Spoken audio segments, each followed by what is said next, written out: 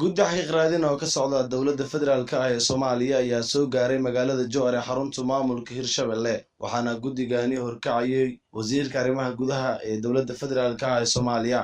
kadib guddiga marka uu soo gaaray magaalada Jowhar ee xarunta maamulka Hirshabelle waxa ay la hadleen saxaafadda isla markaana waxa ay tilmaameen in safarkooda uu ku aadan yahay arrimaha siyaasadeed ee ka jira maamulka Hirshabelle. wasiirka arrimaha gudaha ee dowladda federaalka ah ee Soomaaliya ayaa saxaafadda u sheegay safarkooda iyo waxa uu ku saabsan yahay.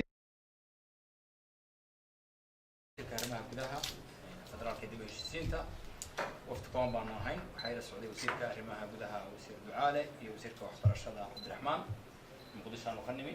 waxaa farxad noo ah inaanu caawa halkan soo booqano xarunta maamul goboleedka Hirshabelle markii koowaadna waan nimi aad baan ugu faraxsanahay haddii alla inoo ilaa caawa iyo beritana waa idinla shoogaynaa. ujeedada safarkaygu waxa weeye inaanu dadka deegaanka dhaqan iyo madax siyaasadeedba aanu aragno oo la sheekaysano dadkana aanu aragno intaas weeye. marka ilaa iyo caawa waan joogaynaa ilaa iyo berito la sheekaysanaynaa waa is arkaynaa magaalada dadkana waa baranaynaa. aad baan ugu faraxsanahay soo dhaweynta wanaagsan iyo sida loo qaabishay dhammaantiin magaalada wanaagsan. Cabdifataax Zaki, Bulsha TV, Jowhar.